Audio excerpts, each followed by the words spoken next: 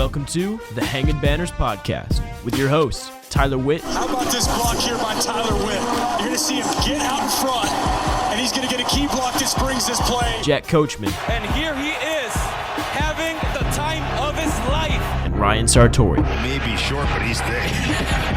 That's thick with two C's at the end. And welcome back. Episode 17. We're ready to go.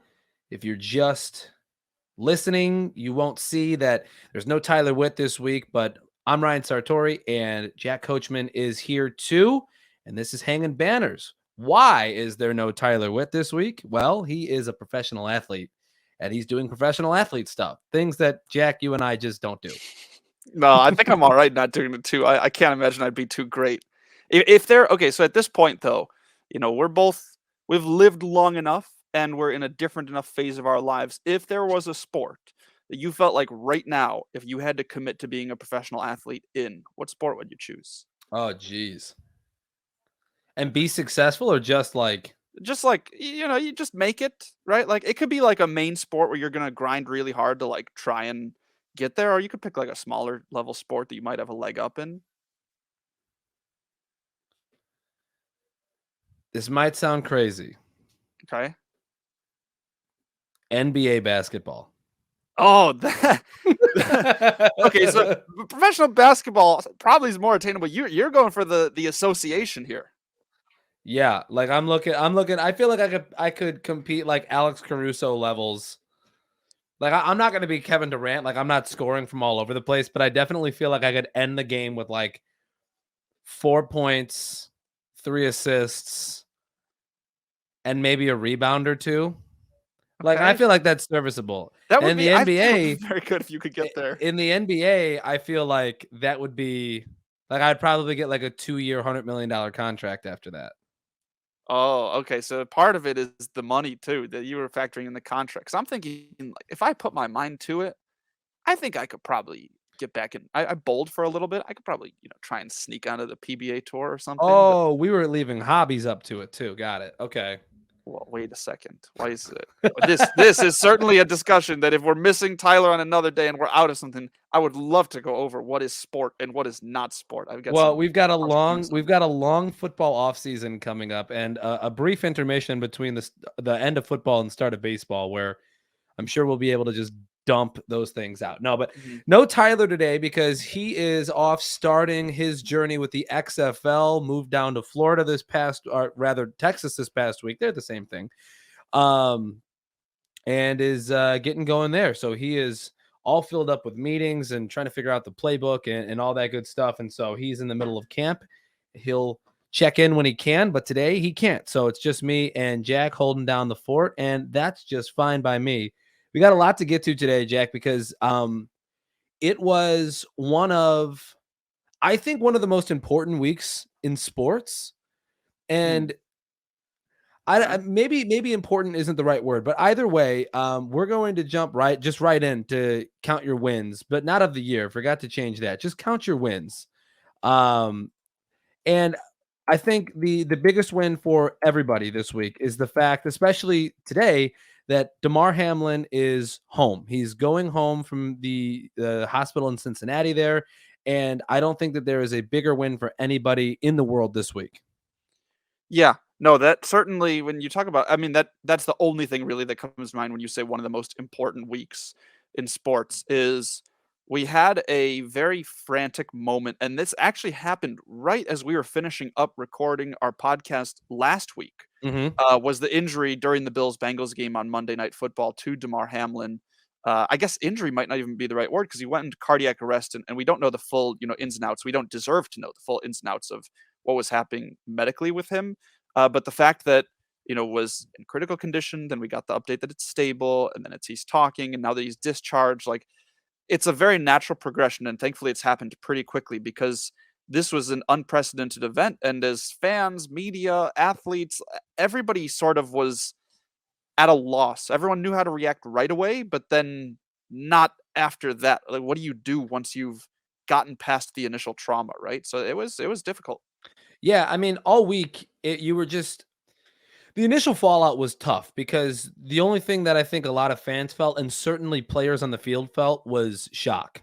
Mhm. And I think we also experienced, and this is why I say that the week was important, especially now that we know that Damar is going to be okay. Medically, he's there. Cognitively, he's there. Neurologically, he's all there. Like, now that we know all of these things, it's kind of an interesting thing to look back and reflect on and realize just how big the separation between players and fans is, right? Like, we are just bystanders to the violence that happens on a football field. These guys are the ones that live it. And when something like somebody randomly, and it was random, just going into cardiac arrest and dying on the field, Damar Hamlin, it has been said, was dead on the field, and the medical staff of the Buffalo Bills saved his life. Um, it's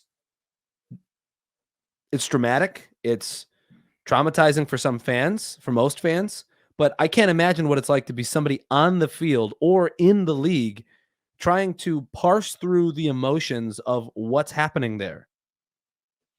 Well, and there's sort of the group response too that on a more macro level, I think a lot of people felt in the first few months when COVID broke out, which is this sort of shared numbness that you create, and specifically in something like the NFL. And I'm not in any way trying to misattribute any of my thoughts onto Tyler Witt, who's not here, but I know we've talked in the past where he's mentioned like he acknowledges the dangers of the game he plays. And part of that acknowledgement does not include the really life or death almost is what we saw this past week. But even then, I think as professional athletes, it's scary.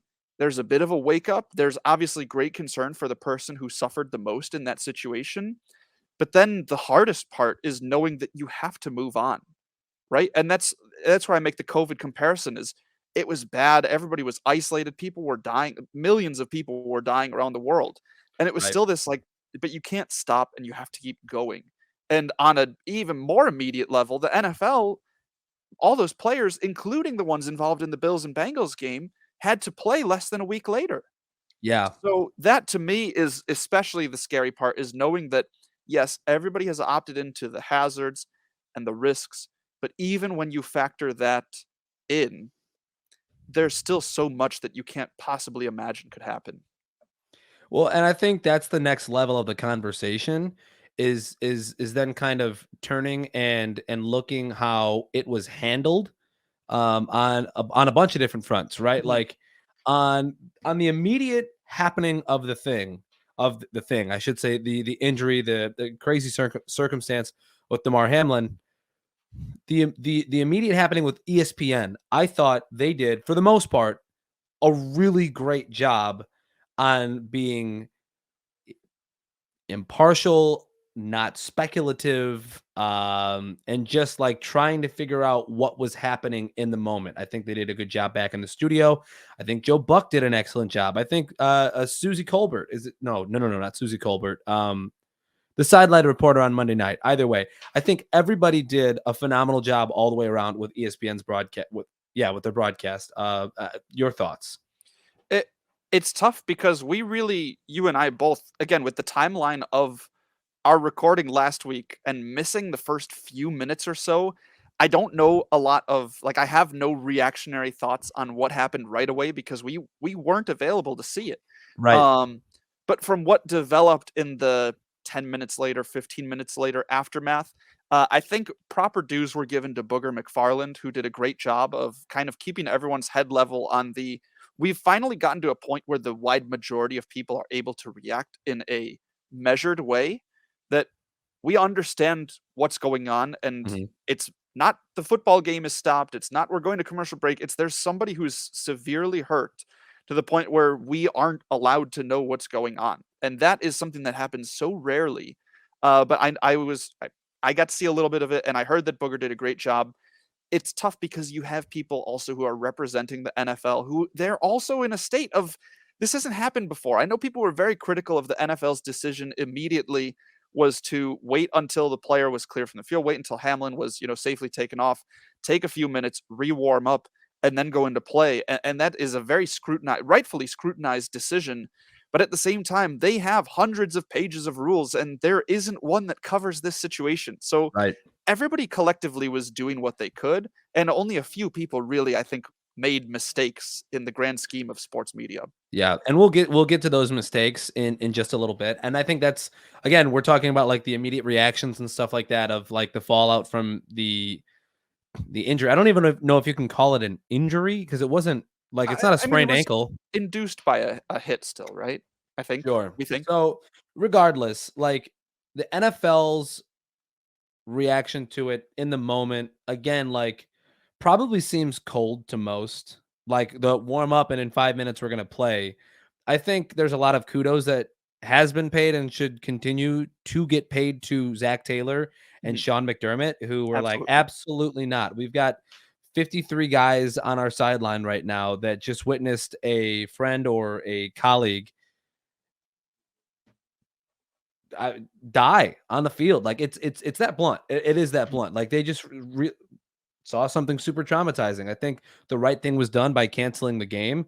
I think probably the right thing was done even by completely canceling it and not rescheduling it or replaying it or starting it back up. Um, I think all the way around, even given like the little 5 minute snafu, like I think the NFL did a good job. Yeah, it's an impossible situation, and maybe they didn't do the best job they could, but I think it helps that the support of pretty much every sports figure online, be it a paid media person, just a takesman, athletes who weren't involved in the game, everybody had the universal message, which is the we're praying, we're hoping, we need Damar Hamlin to be okay for him, right, and for Right. his family and for his loved ones. And I think that is a great sign that we've gotten to a point where that's number 1, and Hmm. most people acknowledge that that's number 1. And when you have all of the agents of the NFL, right? Because even if you're, just a beat reporter for an NBC Universal affiliate somewhere, right? Like the fact that everybody's watching this game and saying the same thing, that softens the blow for the NFL where not all eyes are on their decision because I think we're all sort of experiencing something together and they're in their own separate space. So that saved them a little face too, I think. On the topic of social media and retouching on what you were saying about Booger McFarland and some of his comments, trying to essentially fill the gap of time that was happening during that broadcast. I think social media, if anything with sports, has brought us closer to our athletes. And I think the modern sports fan has gained a new perspective from having that access to the athletes, right? Like, I think if this happens in the 80s, it's like, dude, rub dirt on it and get back out there. Don't be pansies. Like, I think even if this happens in the early 2000s, it might be a similar situation where it's just like, all right, well, slap them on the ass and tell them to get back to it. I don't know what to tell you. But like with social media, with the pressure from the public being so heavily weighed now, and also again, like with fans being able to level and kind of to some extent humanize these athletes once again. I think that helped out a lot. I'm trying to like form my thought on this as I'm giving it because it kind of just came to me like social media, as maligned as it is, as toxic as it can be, especially in the culture of sports.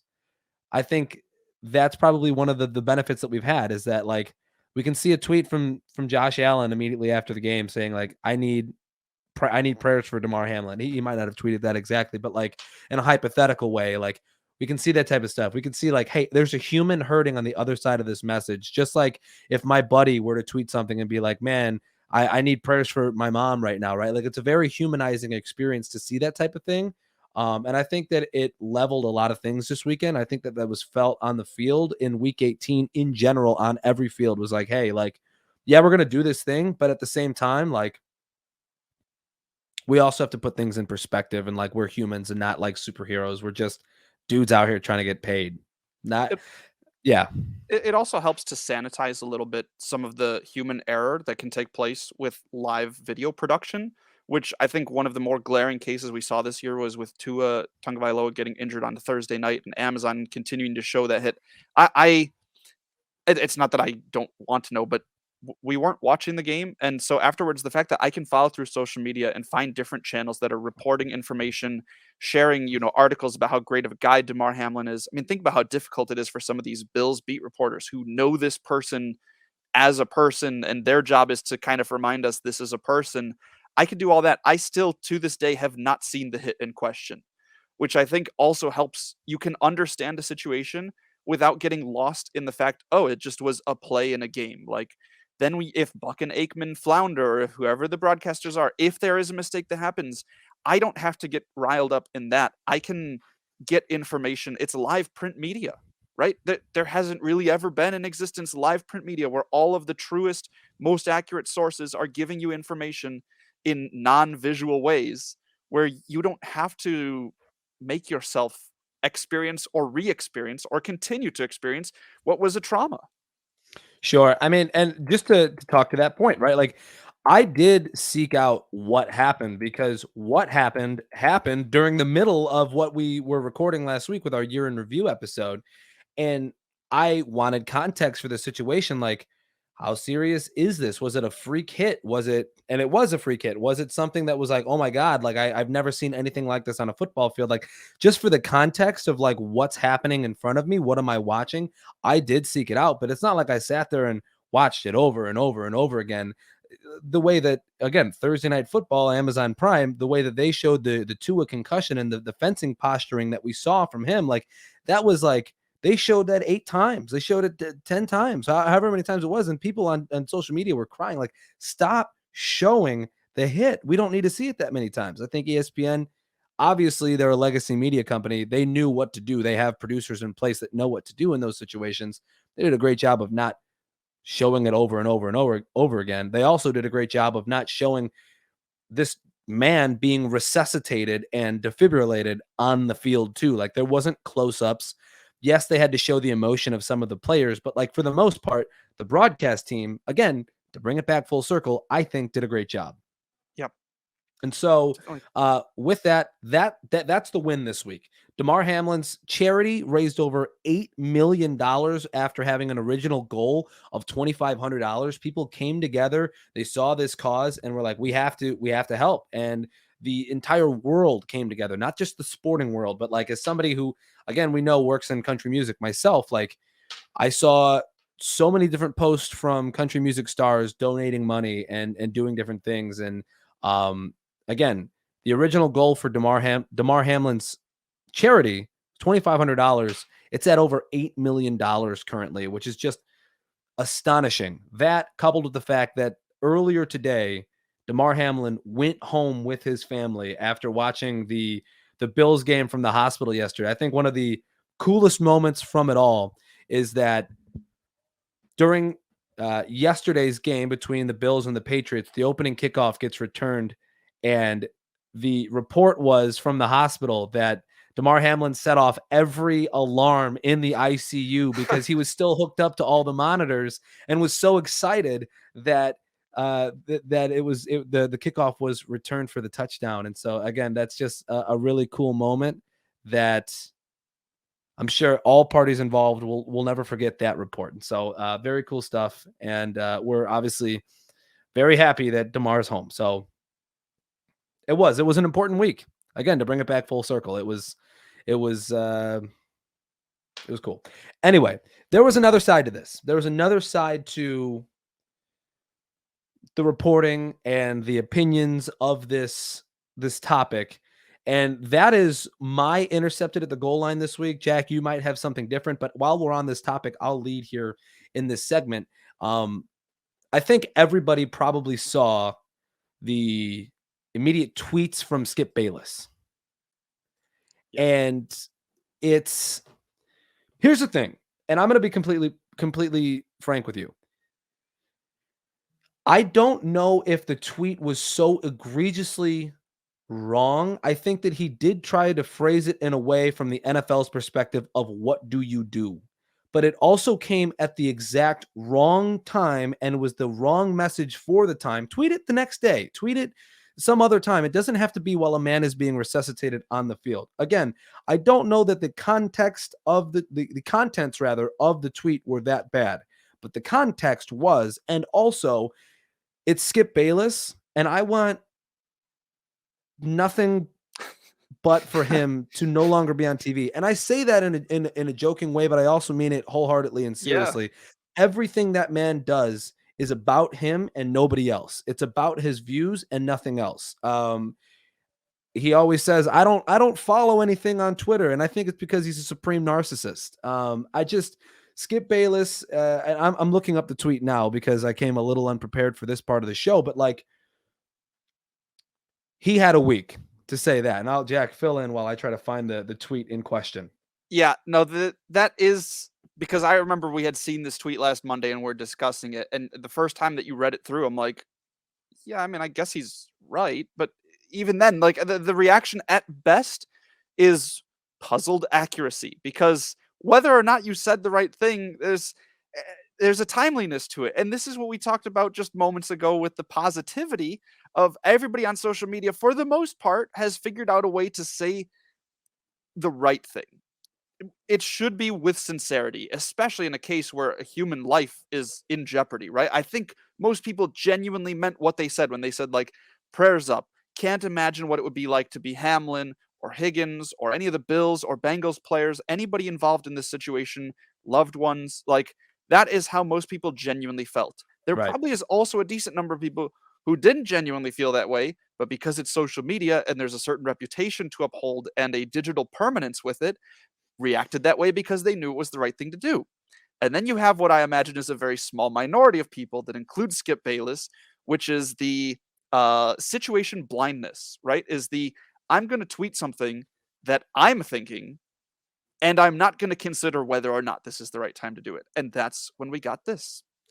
Yeah. So the tweet in question again is no doubt the NFL is considering postponing the rest of this game, but how? This late in the season, a game of this magnitude is crucial to the regular season outcome, which suddenly seems so irrelevant. And that's what I'm saying. Like the contents of when he adds, which suddenly seems so irrelevant. Like we are doing right now, like a breakdown of 140 characters on Twitter, but like it's important when you realize like the people covering the sports you watch and the human beings that play the sports, those people and the words that they say matter. That their rhetoric and what they bring to you as a reader, as a viewer, as a consumer of their media, it matters. And so while a man is being resuscitated on the field for your thought to be, how do they cancel this game? Right. I mean, because it's so important. This game is so important. Yeah. How is that your there's thought? A playoff race. Yeah. It makes sense because we all are such trained minds. We're in an intellectual age where like every situation has so many angles.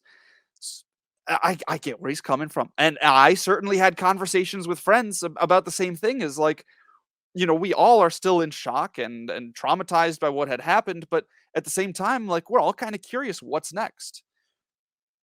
That's a good thought to have. There's a whole list of different kinds of things that people say that they shouldn't, but it's okay to think. Sometimes it's not even okay to think, but you think it anyways. But then when you say it, that's one thing. When you tweet it in that moment, it's a totally different one. Yes. Again, like layman's terms, think it, fine. I thought it, you thought it. We had conversation about it, not in the moment, but obviously afterwards we're like, man, this is a really tough decision for the NFL. And it was. And it's okay to have those conversations with friends, I think. But like, again, tweeting it, there is a lot of time between the first letter and send in a tweet. There's a lot of time to think and think, is this worth it? Do I need to tweet this? Because again, it's important. Your platform is important. Skip Bayless has, I don't know how many followers on Twitter, a bajillion. And that doesn't even represent his actual reach, being one of the like chief NFL or just in general sports talk people on the Fox Sports networks. 3.2 million followers and whatever else that web reaches. I don't follow him, but I saw his tweet almost immediately, right? Like, again, your output into the world matters. And maybe it sounds like kind of a double standard that, yes, you can talk about it with your friends, but don't tweet it to 3.2 million people because it seems very insensitive, and it is. But again, I also genuinely don't care because it's Skip Bayless. Like I don't care that it seems double standarded or not, because this is a guy that I just genuinely don't like. And maybe that makes me a bad person. Maybe that makes this a bad take, but like No, if it were other people, I think that I would have a little bit of leniency with it, but because it's Skip Bayless, I know this is exactly what he meant.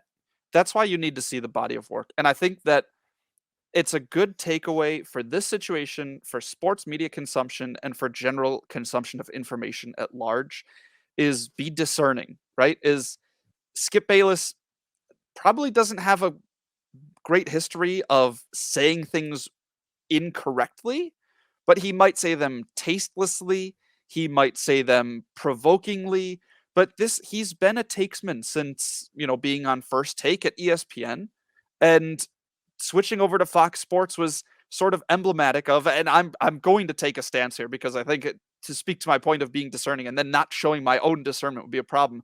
It's totally okay to have sports media figures that you like, and they are at institutions that you don't. Because I know Fox Sports, by and large, is predicated on some principles and owned by some people, and there are things that go on there that aren't great. And Skip Bayless is one such embodiment where this is actually probably a positive outcome for him and the Fox Sports network, because this is the kind of interaction they want. And there are other people who have in the past made similar missteps, whether by intention or not, that generate views. But there are people at Fox Sports in the past that I've liked. And I'm like, you know what? I really wish that they would just leave Fox Sports because I like that person, but I don't like who they're with. I have similar thoughts with like the Barstool Sports Media Group. There are some figures within Barstool Sports that I do genuinely enjoy their entertainment value and their sports opinion and their expertise. But by and large, that organization is not one that I get behind, and they have a troubled and checkered past of controversy. And so that's when moments like this happen, remember it. Because then when Skip Bayless says something dumb in April that it comes off with some sort of insensitive undertones, don't be like, He oh meant man, it. that's weird. But I'm gonna, I'll start watching again probably in a few months. No, there's a pattern of these things. Take note. And that's what you said, is there are some guys that have built the credibility where if they were to make what could genuinely have been a mistake this past Monday, you'd be like, all right, that wasn't great. I don't love it, but this doesn't seem in character for them. There are some people like Skip Bayless where it feels too in character. Do something about it then. Don't watch his show. Don't Right. follow him, right? And I think, to speak again to that point, we're nearing a half hour talking on this subject. I promise we have more things to talk about in this show, but this was very much the most important thing that happened this week, was everything centering around Damar Hamlin. I think when we look back on this in general, we will have studies on the way that the media treated this situation. We have the good, we have the bad, and the ugly in the coverage of the Damar Hamlin situation. But when you look at like Fox Sports and the people who own it and the way that they run it, right? Like that tweet was said, and then there was no suspension, there was no slap on the hands. And I'm not None of that. here to say or take another man's money away or anything like that. There was an apology. There was a segment on the show where he tried his best to apologize, but it was more propping up the fact that like, my tweet wasn't bad, I shouldn't have to apologize, but I guess I'm sorry. It was more or less the apology. I think it should speak volumes that the man that he has been on the air with Undisputed for the better part of 3 years, 4 years, however long he's been gone from ESPN, he's had Shannon Sharp. Him and Shannon Sharp have had some really heated debates. That's the point of the show. On one of the darkest days for Skip Bayless, with one of his biggest mistakes, his on-air partner, who you should stand arm in arm with through the bad stuff if you believe in the man, Shannon Sharp wasn't there. He chose not to be on the show because he knew what the show was going to be about, and he wanted no parts of it. And when Shannon Sharp showed up again on Wednesday and tried to give the opening monologue and his side of the story, who was there to cut him off every step of the way but Skip Bayless, who wanted to control the narrative? He wasn't willing to let the man across from him, who again has been on this show with him for more than 3 years. He couldn't let him have a word in edgewise. Again, it's the body of work. It's the person. It's who he is, the man who has said to the public before that he cares more about his career in sports media than he does about his wife, it's that guy that I have the issue with, and not even necessarily the tweet. I do have issue with the tweet, but I think it's more the coupling of the two. So that's where we're at. Obviously, that's the intercepted at the goal line. I think that Skip Bayless is whatever on you're the about to dead to say is me list. correct. Yeah, He's on the dead to me list, right? Like I actually will write him in as we move he's on got to to be on NFL like Week the 18. catacombs list, right? Like dead and been dead, Yeah, so far down. yeah. I mean, he's down bad on my list of people that are down and dead. Anyway, it's always when something heavy like this happens, it's always I've found as a host of anything difficult to transition to something that's completely lighthearted, especially when the thing that you're talking about is like, hey, this injury changed the trajectory of football for probably ever, right? Like, we have a precedence now for like what happens in these situations. It's super sad that it happened. It's tragic that it happened, but also it's very uplifting because Damar is going to be okay. We transition now to talk about football, and I find that to be difficult. So I always like to address and be and say to people like, I understand that the transition is stark right here, but we also have football to talk about. It happened. This is a sports podcast. We cover these things. And so now we move on to NFL Week 18 with obviously knowing all the context and things like that. There were some big moments that happened in this week. I think we covered one of them: the Bills, the Patriots, the opening kickoff being returned, and Nyheim Hines, the man to do it, takes it all the way back, and the hearts and everything, and they're sending love back to Damar. I think that game was pretty fun. It was very competitive, and I think maybe even bigger than the opening kickoff, it was John Ross catching a touchdown pass and taking that ball and giving it to the trainer on the sideline, the man who resuscitated and helped save the life of Damar Hamlin. He got that touchdown ball. I thought that was incredible. Yeah, and it definitely stands out too because sometimes you miss the moments of a week of football because there's football going on and you're so invested in the narrative of actually games playing out and how does this affect the season. But by the time we get to week 18, those moments shine a little bit stronger because fewer games matter, fewer things are really, catching your eye as far as results and stats and things like that. So no, that was a really nice moment, and it also happened to be in one of the only games that had playoff implication in that time window. Nyheim Hines ended up getting a second return touchdown that game too. Ended up going off. So Yeah, there were 6 touchdown returns all season prior to that point, and then he had 2 more to add on to it. So effectively, Nyheim Hines, 25% of all kickoff return touchdowns this year go to that guy. yeah, and then you look across the AFC East, and there were no touchdowns in the other game, with the Dolphins beating the Jets 11-6.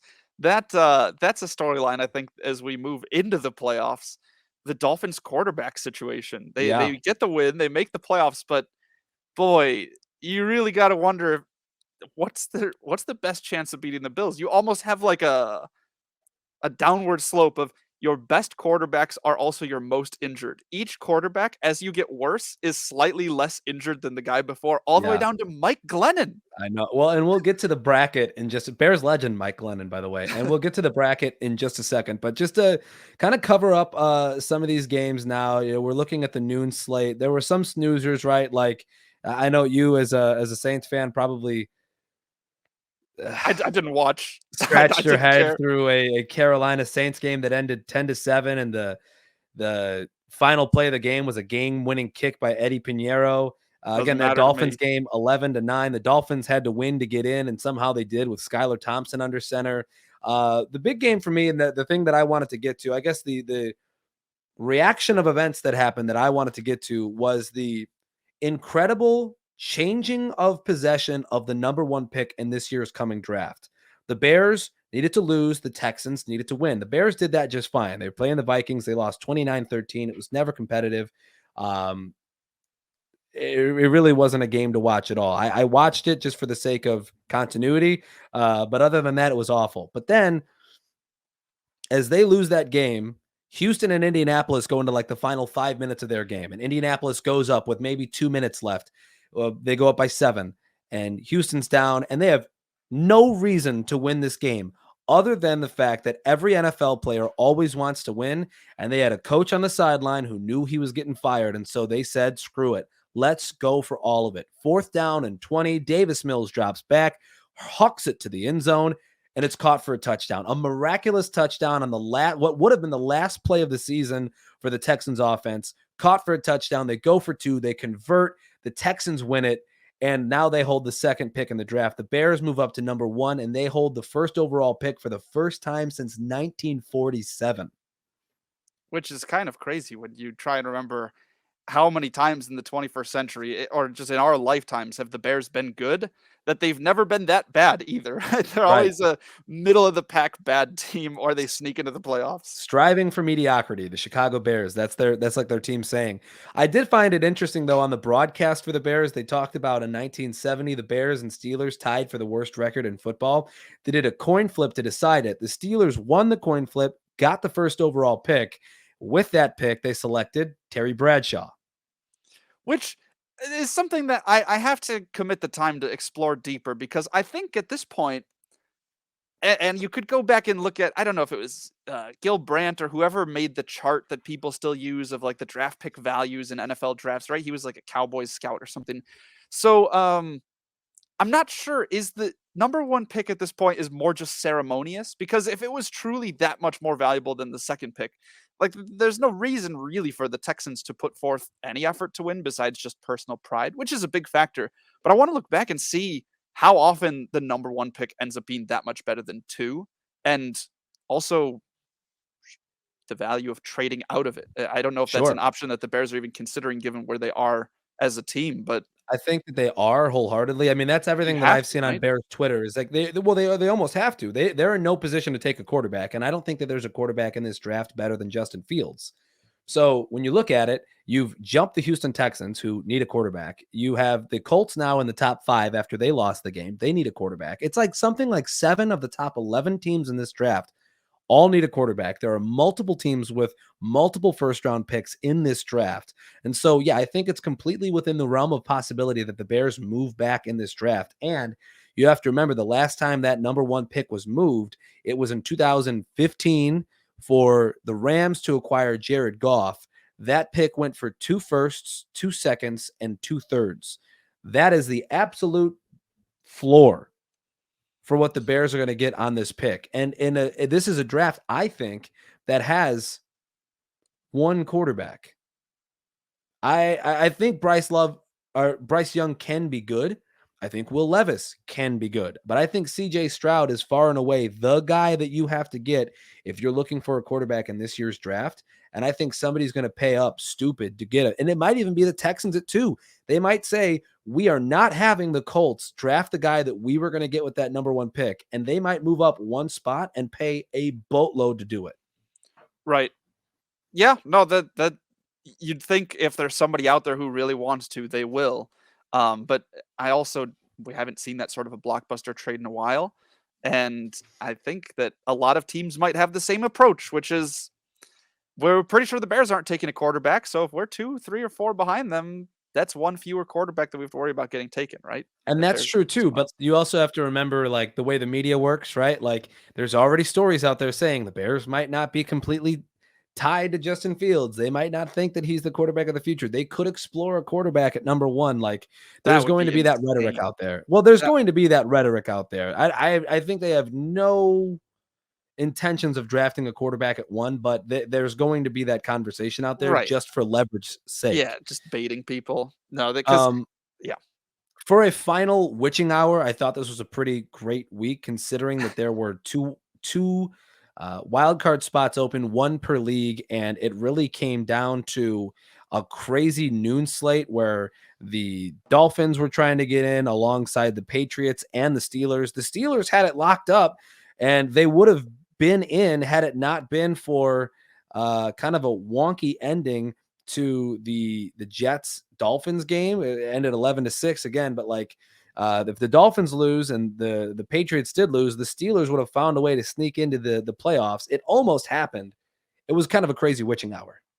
Yeah. And the other thing that one of the games was on Saturday and one was on Sunday, but you have the both 8-8 coming into the week, Jaguars and Buccaneers in first place. Buccaneers had already secured the NFC South divisional title. Right. And the Jags Titans was a game to decide that, but you've got 9-8 Jacksonville and 8-9 Tampa, both hosting their first round playoff games. Those are sort of like, watching Tampa Bay, they kept their starters in longer than I expected against Atlanta for a team that already had secured their spot and then lost that game by a decent amount. So yeah. Last game to touch on, and then we'll move on to like the actual playoff bracket is Packers Lions. I thought that game was pretty cool. I think it was your buddy Colton, who's a writer for The Athletic, tweeted something hilarious like, I can't believe Amon-Ra St. Brown caught a ball with one ass cheek and 3 toes. Yep. Saw that one. It was, dude, Amon-Ra, man, that talk about a breakout player, but I can't believe that the Packers blew this. I can, and I love it. It's like, okay. We'll get to the bracket. I'm going to fast forward a little bit just because we're on the topic. My low hanging fruit for the week is NFL scheduling. I think it was super, super cowardly of the NFL. I don't know that there's been confirmation. This is my interpretation of the series of events. Having the Lions Packers as the Sunday night game when both teams have massive information in an NFC wildcard spot race. I don't remember the NFL ever doing this, where because the Seahawks won, it was the Seahawks, Lions, and Packers all fighting for one playoff spot. Since the Seahawks won and they had beat Detroit head-to-head during the season, the Lions, though they were ahead of the Packers at the start of Sunday Night Football in division standings, were mathematically eliminated. So the Lions feasibly had nothing to play for besides pride and to keep the Packers out of the playoffs, right? So the Packers might have had a chance there where the Lions all of a sudden go, we're a young team, we're good, we're getting better, let's just rest a bunch of our guys, not risk injury. And the Packers, I would have been furious as a Seahawks fan if that was the case and the Packers then moved to the playoffs. And I think it all comes down to 2 other major games, right? The Jaguars-Titans was a standalone game where the results of that game affected the playoffs, but did not affect any other games. But it sucked. And it's 2 teams that nobody wants to watch. And they were never going to make that the Sunday night game, right? So they put it Saturday. The other one was the Bengals-Ravens, which at that point did not have any impact, I believe, on any other games except for their own. And best touchdown celebration of the year, Joe Mixon. Oh, the coin flip. Flip the coin and kick it.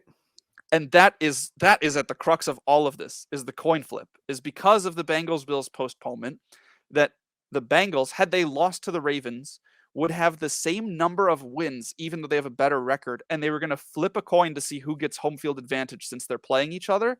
And that should have been the Sunday night game because it's actually 2 good teams in a relevant playoff matchup, perfect for Sunday night football. Quarterbacks that get ratings, but they don't want us watching a coin flip at the end of Sunday night. That's my take.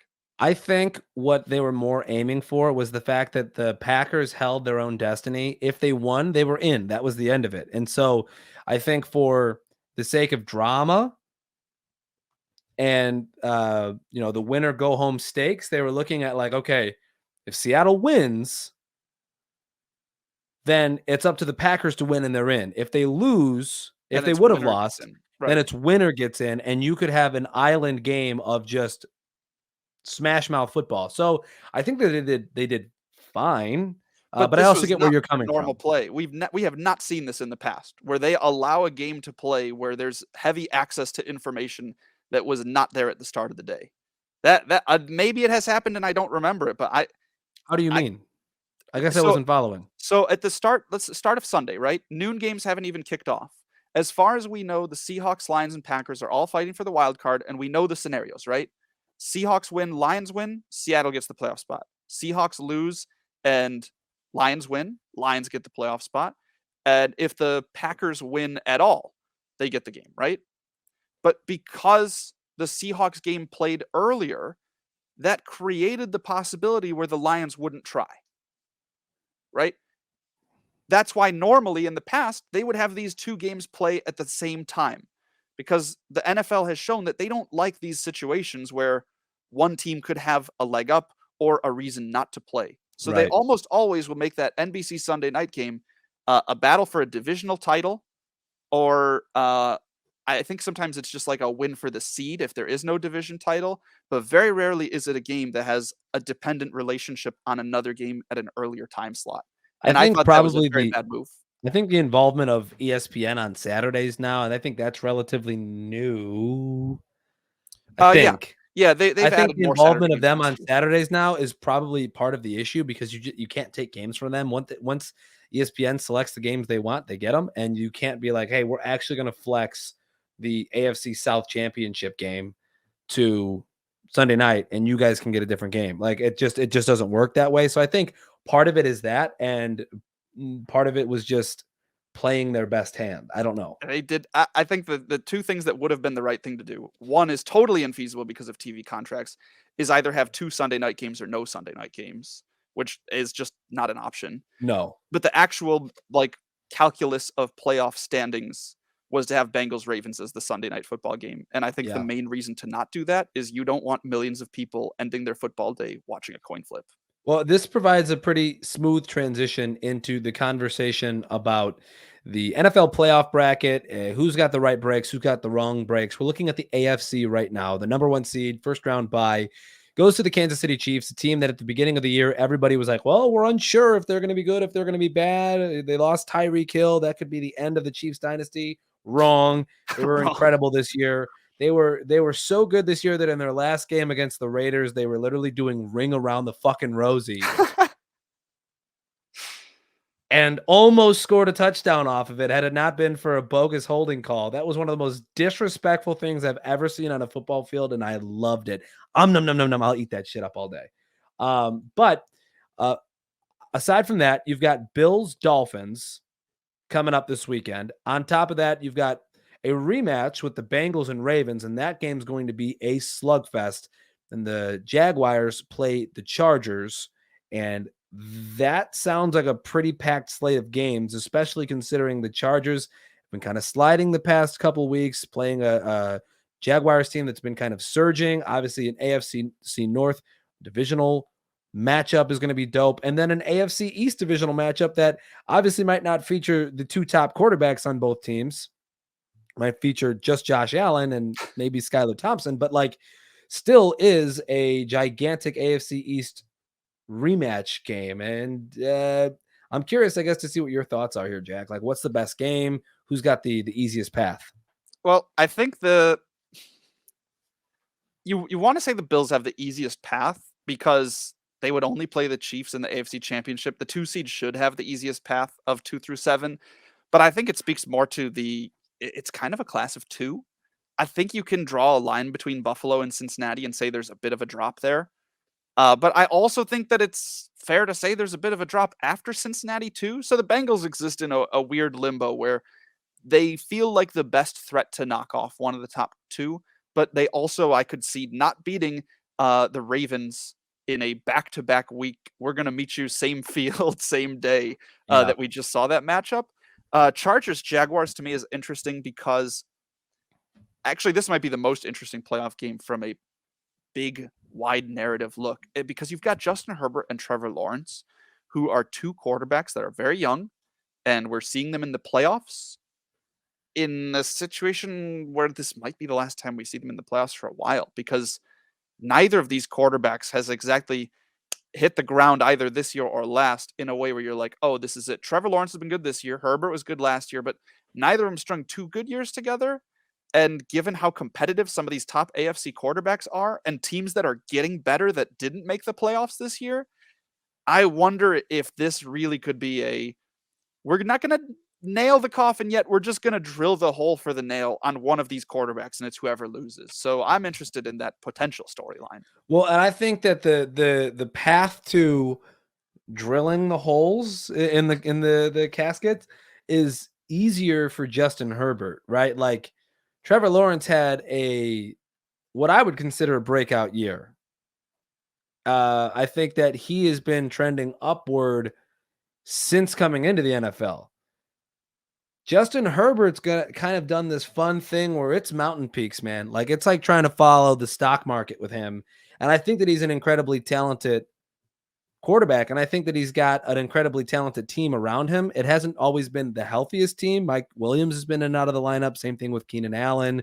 Eckler's been pretty consistent, but at the same time, too, his offensive line has been rotational because Rashawn Slater earlier in the year went down. He's had other guys on the line go down. So, like, not the healthiest team, but again, like, if you are franchise quarterback, you have to get it done with whatever you have. Yes, he's still young. He's still learning, but like the path to drilling those holes is easier, I think, for Justin. You'd think, and I get your point because he's fallen off from a higher place, whereas Trevor Lawrence is still on the way up. But Trevor Lawrence started from a dismally low spot as a number 1 overall pick. It was bad. And to say, oh, wow, Jaguars made the playoffs, they were able to get it done on a Saturday night in a must-win game to go 9-8 with a team that, even though they don't necessarily have blue chippers all over the place, they did spend a lot of money on. They have a good quarterback-driven coach. But I think these are 2 quarterbacks that the league really wants to, and fans across the country would love to see both of them be really good going forwards. And neither one has totally sealed that. Mahomes, that Allen, that even 3 years ago when they were young, were like, oh my gosh, these guys are good. And Allen had a pretty rough go of it right away. But yeah, his first year and a half in the league were pretty tough.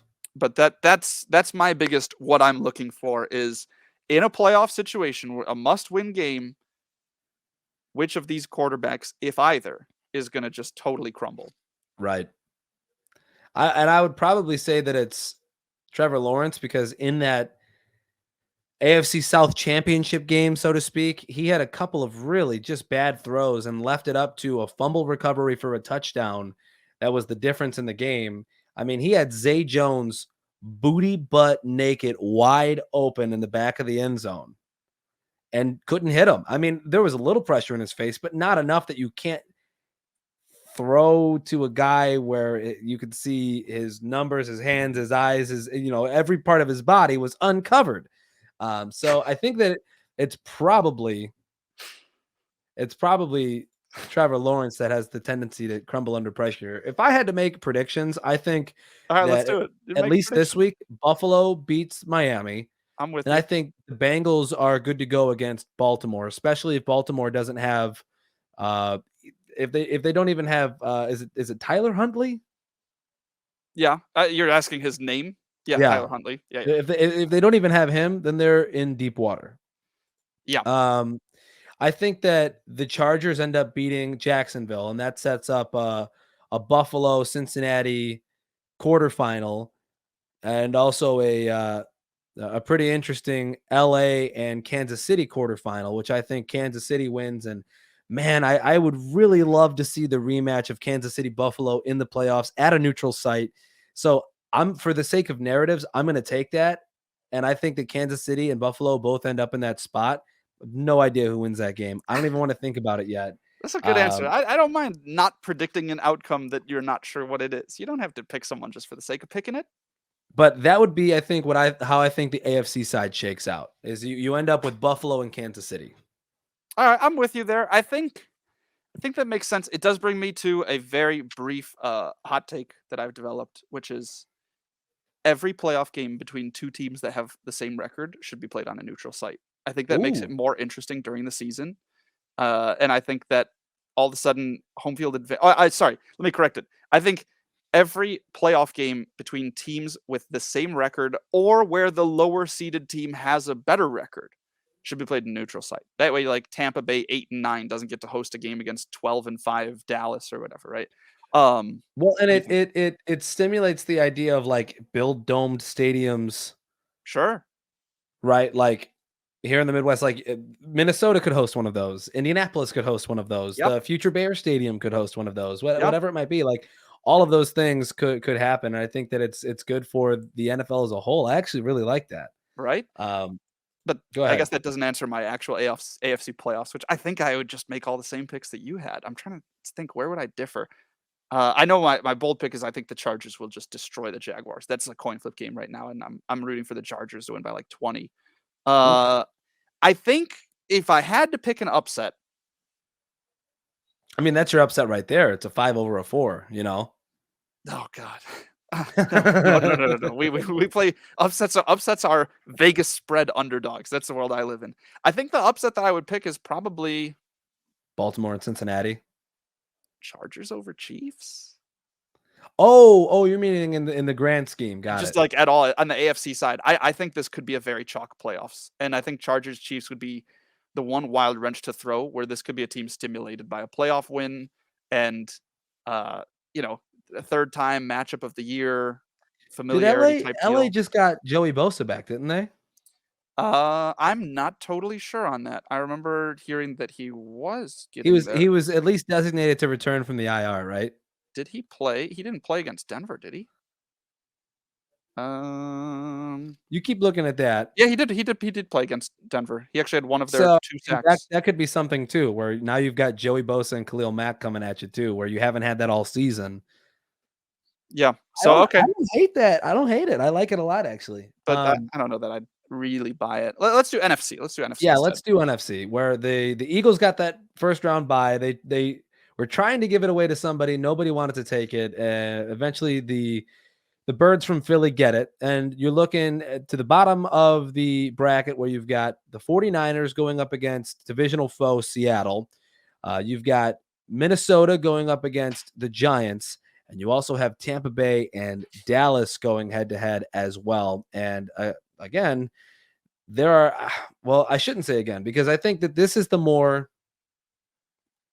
up in the air side of the Super Bowl bracket, so to speak, right? And in the playoffs, I think this is the more up in the air side of it, because by what do you mean? You think it's because it's deeper, like 1 to 7, or that the top is weaker?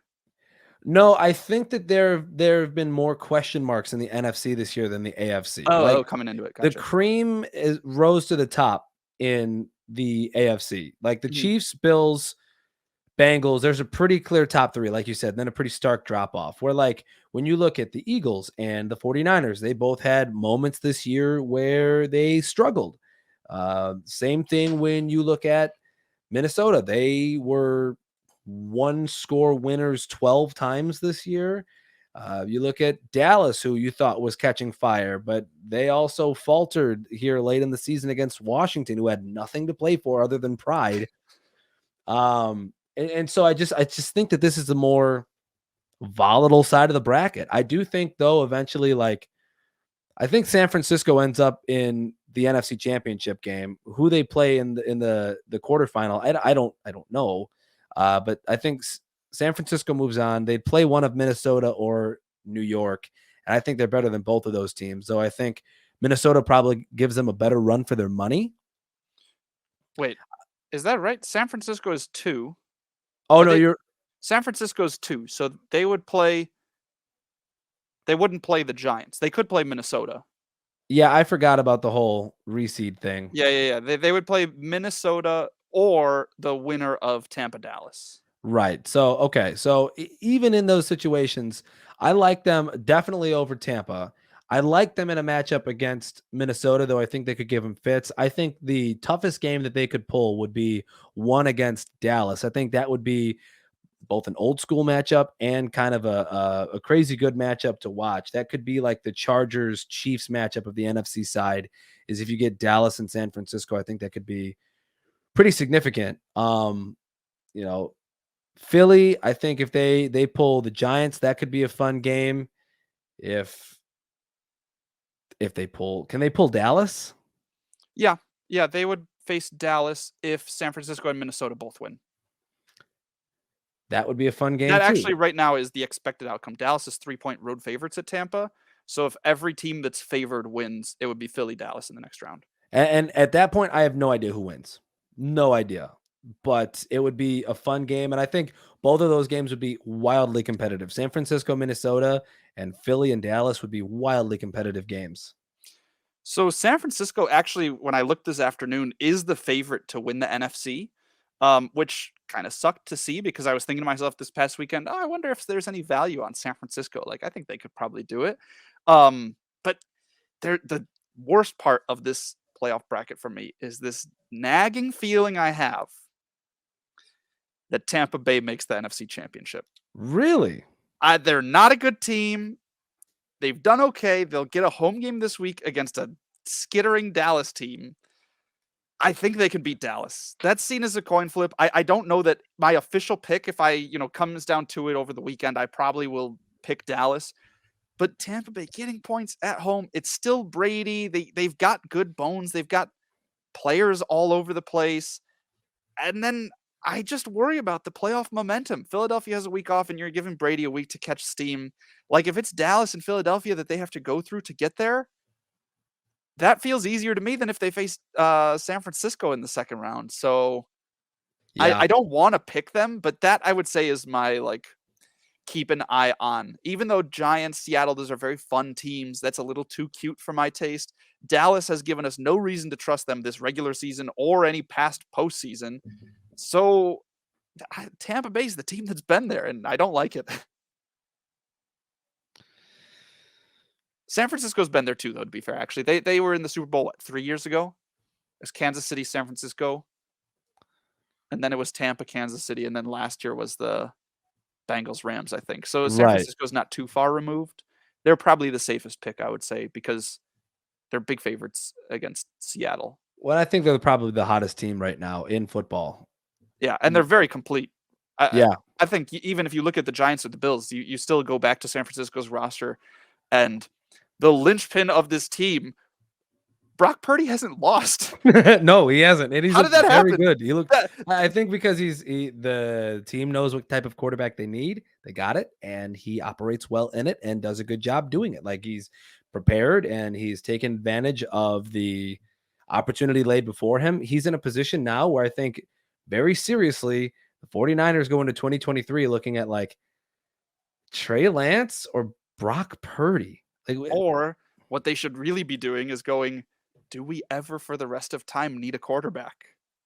Like, just Trey Lance might not be a good flux. Brock Purdy has been good, but I think it's because he has so many players around him. And this is a team missing Deebo Samuel too, by the way. But that's true. I can't see it. That's what scares me about Tampa right now. Is I'm like, if it's Tampa, San Francisco in the NFC Championship, are we saying Brady loses to Brock Purdy twice in one season? Tough to beat a team 2 times. Tough to beat the greatest player of all time when you're like the only player in the NFL from Iowa State. Tangential. No. David Montgomery, Iowa State. No, there's actually a few other Iowa State guys, but I think is it Lazard from Iowa State too? I don't know. Look that up, Jamie. Breece Hall's the other big one. Oh yeah, duh. Tangential to this conversation about playoffs, who might win the Super Bowl. Who do you not want to see win the Super Bowl? It's blank you very much. We're transitioning a little bit now. And that's the first question. Blank is the team I'd least like to see win the Super Bowl. I will start it off. I think it's very easy. It's very simple. I think that they've been a fun team to watch this year. I think that they've had one of the best defenses in football this year. They have mesmerized with the run game. They've got a tandem backfield right now that's just been a lot of fun to watch. And I think that they have had a year from a breakout wide receiver that some people may have been willing to write off. But I cannot stand their fan base, and I cannot stand an offseason of this team flouting around the fact that they've won, or will have won, I think their 6th Super Bowl in franchise history. It's the Dallas Cowboys. The team I at least like to see win the Super Bowl resides in Arlington, Texas, and I say this with my whole chest. Please, whoever is writing the script for the NFL, do not let them win the Super Bowl. Don't let it happen. This is the better version of prognostication. That was a hell of a tease too. Can I just say, like, you were mesmerized by who it was? I was thinking, I'm like, it's probably Dallas, but then as you were talking, I'm like, I guess it could be San Francisco or Minnesota too. I'm like, maybe it's the NFC North thing. It was always Dallas at the top, but you did leave it open for some others. But this is the way that more people need to pick like this. I know that as consumers of sports media, we want to find the people who are right and like follow their predictions and either bet them or be like, oh, I'm going to share this with my friends, so it looks like my prediction. No. Forget about, I'm not doing some objective, oh, well, the math says that this team's the best, or based on their offense and defense ranks. Like, no, tell me who you want to win, tell me who you don't want to win. And Dallas is absolutely a great pick for who you don't want to win. For me, It's the Jacksonville Jaguars, which Really? it's so rude. It's so rude to beat on the 9-8 horrible AFC South team. And like, it'd be a cool story. I do not want the Jaguars to win the Super Bowl. Any specific reason? Well, one is that means we'd have to watch 4 more Jaguars games, which is not very high on my list of things to do right now. What about Travis Etienne? I like Travis Etienne. I also, though, I've been campaigning a little too hard over the last couple years on the anti-Lawrence bandwagon, and it would be a dreadful look for my reputation after saying I don't think Trevor Lawrence is that good. I think that his good stats this year were almost more fluky than his bad stats last year, and I think it's good that the Jaguars didn't get him a ton of talented players because he could burn out quick. But mix that with the I just don't want to keep watching this team play. I mean, even the Jaguars-Titans game was like, it was fine and it ended in an exciting way, but you said it too. Like, this is a team that made the playoffs on like a crazy fumble return late in the game. And it wasn't like, oh, that settled it 41-35. I mean, this is just this is the one team that I really can't find myself rooting too much for. But I will give honorable mentions to, still on my franchise dead to me list until they make amends with the New Orleans Saints, the San Francisco 49ers, the Minnesota Vikings, and the Seattle Seahawks, who have all hurt me so bad when it comes to playoff appearances, qualifications, things like that. But no, Jacksonville, whatever you do, no Super Bowl, please. One game most. That's all I want out of you. We are recording on the day after the final day of the NFL regular season. It's January 9. Mhm. And this is what some would call Black Monday, where head coaches and GMs are fired left and right all the time. And so the question that I bring to the table now is a GM or coach that you would still like to see fired here in post Black Monday is? Oh, you're posing it to me. You want me to go first? I'm posing it to you because I know you have your layup answer. Yeah, but that doesn't feel very fair to do. I think Okay, I'm not well then counting hold on. Dennis Then Allen. let me fill this. Let me fill the void while you figure out what you want to say. I then, have my pick. because I do have my pick. so far today we've seen the firings of Cliff Kingsbury and is it Steve Keim, the general manager out in Arizona. That was just today. Mhm. Also yesterday, the night of the 8th, we saw Lovie Smith get fired for the stunt that he pulled, giving away the first pick from Houston. We've seen firings in Denver. They'll need a head coach. We don't know if Steve Wilkes is going to stick in Carolina. We don't know if Jeff Saturday is going to stick in Indianapolis. So there, and we doubt that he will. But I feel like we might know how that one ends up. there are definitely some openings available. The general manager position for the Panthers is still open. And so those are kind of your openings already. Is there something else, somebody else you think the seat's hot, they need to go? Yes. For me, it would be, I hate to say it because I do like when we give jobs to younger people instead of the same old people who have failed time and time again. I'm going to say Andrew Berry, general manager of the Cleveland Browns. Oh, yeah. I think even though he has made some savvy plays and gave the Browns hope over the last couple of years where they 7-10 is not bad for a 4th place team even this year. In the last couple of years, they've hung around.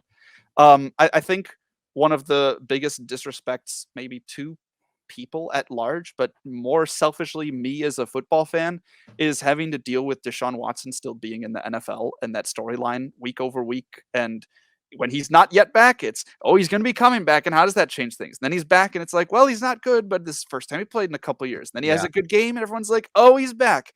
And at the root of it, he actually hasn't been that great in limited appearances. But that is, it's not a person that I resent. And they didn't really do anything wrong to me. But without really having a clear, better answer in mind, the thing that stands out is just, I'm going to hold that Deshaun Watson, let's give him the largest guaranteed money contract ever when he's kind of a sinister person. I'm going to hold that against you and say, even though you've probably done a pretty good job overall, I'm not happy about that one thing. So I do have to make a quick amendment. It's not the Panthers GM job open. It's the Titans GM job open. That has been recently opened up. I think if I had to answer this question honestly, it would be kind of tough. I was kind of hoping you would say Dennis Allen because I think that's the clear, obvious answer. Is like he's probably the most inept head coach currently left in the NFL. And I'm trying to think of some like just general poorly thrown together rosters that have had long-standing general managers. I was even looking like who's the Raiders GM? I forget if Mike Mayock was still there or if he had No, been he left fired. during the who was their coach that had the problems? Gruden. Oh, Gruden. He Yeah, left during the I Gruden think era. Mayock left during the Gruden era, I'm pretty sure. Either that or he left with Bisaccia last year. Because remember the Gruden thing was last year. That was last year. Dude, Urban Meyer was so crazy that people forgot John Gruden was a coach last year.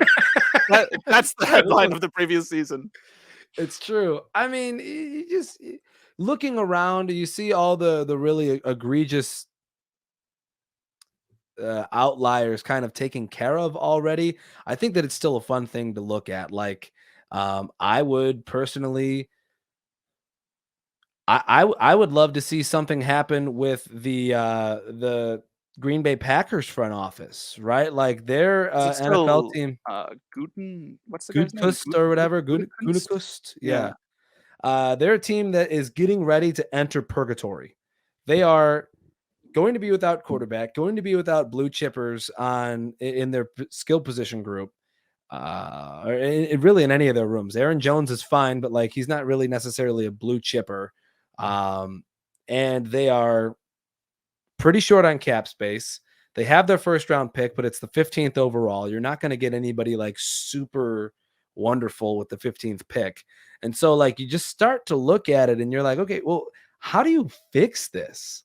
How do you get better from here? Do you draft more guys that like push medical workers on a football field? Like, Oh, that's tough. yeah, That's a tough one. Yeah, that was my backup too, was something with the Packers, whether it's LaFleur or whether it's Gutekunst. I think LaFleur has been great. I think that he's done a good job. Obviously, it was better when he had a world-breaking wide receiver on his sideline to complement the kind of middle of the road guys. But like, there have been some egregious moves during his tenure as GM. Like you look at like the fact that over the past however many years, there's not been a first round pick used on a wide receiver when wide receivers have been available. You look at the fact that like The they Jordan have Love pick. allotted so much money to Aaron Rodgers, the Jordan Love pick. Yeah, there is a lot that goes into like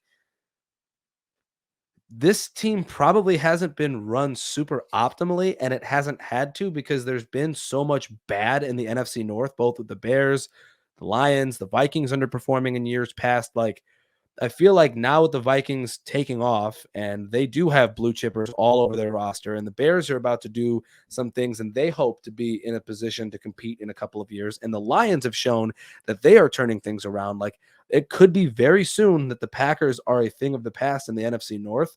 And I say that with excitement, but also apprehension because it's the Packers and they've scarred me. Yeah, I think that's where like I'd throw LaFleur into a regime change. It might not be totally fair to him because he sort of got the disgruntled Aaron Rodgers era, but this is a Packers team that found a way to top the division for decades. And whether you're the coach or the GM, you had a large part in letting three very often widely inferior teams start to pass you up, right? The Lions actually literally passed them up as well as the Vikings, and the Bears feel like they're on a clear upward trajectory, whereas at best, the Packers are treading water. They're staying in neutral. And so I don't know that LaFleur is an example of, wow, this guy's a terrible head coach. We need to get rid of him. But he probably is more emblematic of, you know what, we might need to shake things up and hit the reset button. And you sort of try to clear the old guard out when they do things like that. But that was my backup answer too, is I think the Packers are getting close to a Rodgers will be gone. Let's just start over, new GM, new head coach. Let them set the team up the way they want to and not the way Rodgers did. So that is blank you very much. A couple of more segments to get to here in episode 17, beginning with low hanging fruit, which I have a story from, believe it or not, soccer, which I think is pretty funny. So if you haven't seen the head coach of the men's national team for Team USA, Greg Berhalter, a former player on like the 1991 squad that did some things, is in hot water for a story that has recently leaked about him kicking a woman while he was in college. That woman later on became his wife. So you could say forgiveness was had between the two parties on that. But there was some curiosity as to who leaked this story, who would even have the inside information to know that this occurred while he was still in college. Well, if you remember some of the storylines from Team USA and their run in the World Cup, one of the biggest storylines was that they weren't playing Gio Reyna rather. This is one of their bright young guys, but I think has some character issues or something like that, and so they weren't playing him. Well, Gio Reyna, his dad played with Greg Berhalter in that 1991 World Cup. So the funny part about this story, I'm doing an awful job of setting it up, but the funny part about this story is the person who leaked the information about Berhalter kicking this woman, who is now his wife, is Gio Reyna's mom. Yeah. So to me, like, and the reason that this is low hanging fruit is like, we live in a society right now where it's very much like especially when it comes to like kids athletics and stuff like that. And Gio Reyna is not a child, but like when it comes to like a person's child's athletics, there's always like the question of why isn't he playing more? Why isn't he playing at all? Whatever. And like, we'll pay money to make sure that he gets extra playing time, or we'll go to whatever team where we pay extra money, he gets playing time. And like, this is like that type of situation hyperbolized. Like, it's just Yes. over the top, right? Like a U.S. men's national team head coach is being blackmailed by the mother of an athlete that he refused to play during a World Cup. Like, I think it's hilarious. It's objectively funny. That is the low-hanging fruit part, right? Is that this is the helicopter sports parent that is like, I'm gonna step in, because the speculation around it was like there must be something going on when this Berhalter thing, when we first got the report, what was it? Was it a week ago? And there was like a day before we knew exactly where the source came from. And then Danielle Reyna was like, it was me. So that was the answer to the question that we had, which felt unrelated at the time, but then the pieces fit where, okay, yeah, Gio Reyna he's been in the Bundesliga playing for Dortmund for a while. Like, he is certainly one of the more acclaimed players on the U.S. men's national team, and he only got most of his playing time came after he had a resolution within the team about whatever conflict there was. And I remember there were reports that the team voted on whether or not to let him play, and then Tim Ream said, no, we never did that. So this was a weird story to begin with. Then you get this on top of it, like, oh yeah, mom went and said that the coach committed domestic violence 31 years ago. And that's the end of this loop. So no, this was originally going to be my low hanging fruit too, because man, it was just an unexpected series of events for a sport that doesn't get a lot of mainline coverage. But like, if there was a sport where something like this was to happen, it would be soccer. I feel like there are the craziest, like that happened. Storylines happen in soccer. I feel like the closest thing. Do you remember Odell Beckham's dad when he was on the Browns? When he was like posting, like it was like Baker throw Odell the ball more, and was like posting highlight videos of Odell like being really good at receiver. I'm like, dude, this happens in other places too. And I can tell you, as somebody who used to work in youth sports, it's everywhere, right? Like, you would think that some of these small local events might as well be the 2022 World Cup, the way that some of these parents go in and out. But just like athletes are conditioned to their own athlete speak and the coach speak type stuff, parents never change really either, man. They keep doing the same stuff. No, but it has, I think, gotten worse over the past 15 years. I remember being a kid and it was just like, I could just be a kid and play sports and it's super cool. And like, my brother's 5 years younger than me. My brother played sports longer than I. He's a collegiate wrestler. And like, still to this day, like even in college, there are parents who will be like, why isn't my son or daughter playing more? I've seen it covering sports at North Central. I've heard the inside stories. I've seen it with my brother, right? Like, it happens all of the time. And every time it's like, how much self-awareness do you lack to know that you're a nuisance? Like that, or to not know that you're a nuisance? Well, because the game changes when you get older, right? Because when you're a kid, you're playing participation sports and parents want you to participate. But then as you get older, you start to qualify for sports, you try out, in college, you get recruited. In Olympic and international events, you get selected, right? So it's like, you wanted my son, huh? How come you're not playing him? You're the one who asked him to be on this team in the first place. Whereas, like, as a kid, it's, hey, can't my kid just run around a little bit? Do you mind? Now I know that like Greg Berhalter is in question on whether or not he'll coach Team USA for the next World Cup. It seems But like like probably no. They're looking for a new coach. I know that they are, but like imagine they don't. And imagine Greg Berhalter is the coach in 2026 when isn't it in the United States next time around? North America. North America is Yeah, hosting. North America's hosting it. So like let's just imagine that he's still the coach. Gio Reyna's not playing then either. Like you're really rolling the dice here, Danielle. I mean, he's going to be 24. That's a pretty prime age for a guy to both be seasoned and extra skilled. So I think even if that situation comes up, you can't bench a guy because ultimately, who has the most power in these situations? The fans. That's the right. difference when you get older too, right? Right. We have the power. Yeah, especially with Twitter and social media. See, this podcast comes full circle, baby. Mhm. I did my low hanging fruit earlier. I threw it in Yes, our you did. NFL stuff. Yeah. Yes, you did. So we move on to hang a banner, and I've got kind of a twin killing to address here. And so with tonight being the culmination of the 2022 college football season, TCU, the Horny Frogs taking on the Bulldogs of Georgia. Just kind of a hats off to college football here in 2022. Jack, I know that you're not the biggest fan, but I still think to some extent this was a very entertaining season. We had some really fun storylines, especially early on. We talked about them last week in the year in review segment, the Sun Belt early on with all the upsets that they had following Tennessee and the meteoric rise that they had, and also the meteoric fall that they had during the course of this season as well. Other things mixed in throughout the year as well. I think that this season was very fun.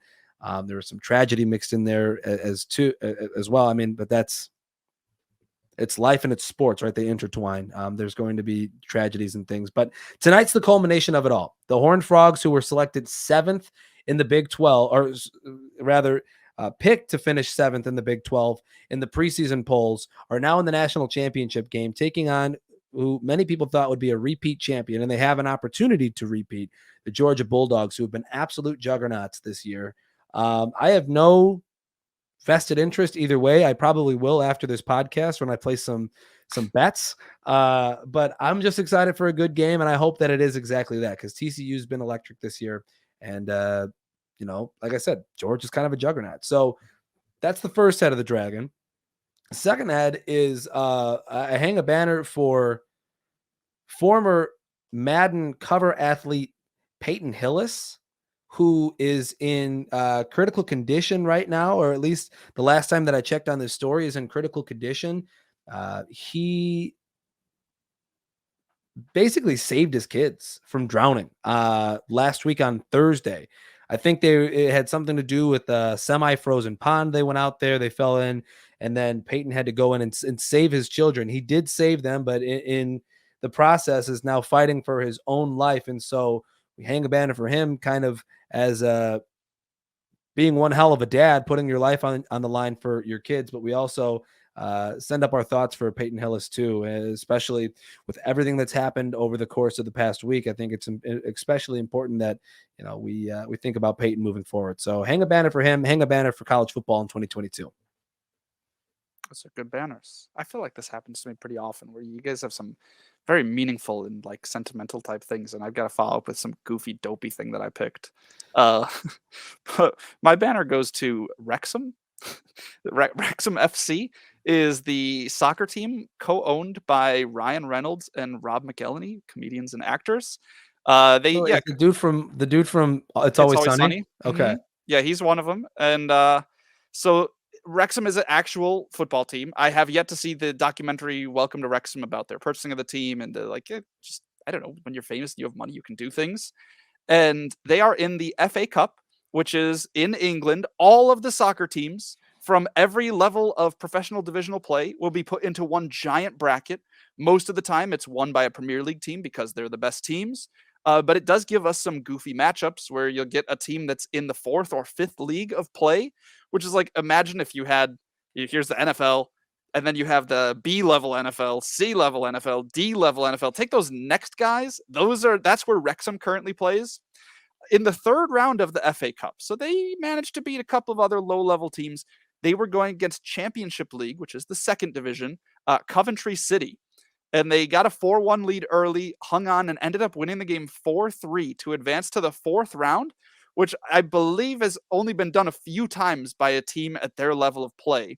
And they're getting pretty close to the point where they already played against a championship level team. They are scheduled to play Sheffield United, who is a Premier League team. So you have a fifth level soccer team, Cinderella type story, going to play top of the line Premier League team. And the only reason we hear about it in the United States is because this is the team that Ryan Reynolds and Rob McElhenney bought a couple of years ago. So maybe they pull off another miracle upset, but it just has been kind of a fun story. Like, oh, this team's actually pretty good. So we hang a banner for the underdogs. Well, not all the underdogs. Sometimes I don't like the underdogs. Sometimes, as Kevin Hart would put it, you got to root for the overdogs. But I can't wait. I can't wait for that run of DraftKings commercials to be. No, that's one of my favorites. I love the overdogs commercial. Oh, No. It makes me laugh every time. No, I've seen Sorry, it. we need to get you this more year. into betting, man. Maybe it's a inside. If you bet enough, you're like, oh, the overdogs are a great line. I love it. I will say though that I have thoroughly enjoyed the Burger King commercials. Oh, their new song is so good. Chicken, chicken, chicken, chicken, spicy. That one. Yeah, And at BK, have it your way. Oh, dude, I don't know why it's so good, but it is so much better than the King. Yeah, the King was always weird. The King was always weird. Always a funky character. Anyway, episode 17, we went as long this episode as we did with all of the awards and ceremonies and things that we had last episode. We had the whole playoffs to preview. Next week, there will be less playoffs to talk about. It'll be shorter. Yeah, that's true. That's true. Back next week with episode 18. Whether or not we have Tyler Witt back, we don't know because he works on a week-to-week schedule with the XFL. We're big Defender fans here on the Hangin Banners podcast. You should be too, because that's who he's playing for, the Washington Defenders. So we're back next week. I'm Ryan Sartori. That's Jack Coachman. Thanks for hanging, and have a good week. I don't know, something like that. See you guys. Peace. Okay, great. Thanks a lot for that look into sports, Brian. Yeah. And when we come back, we'll have one final look at weather. Stay tuned.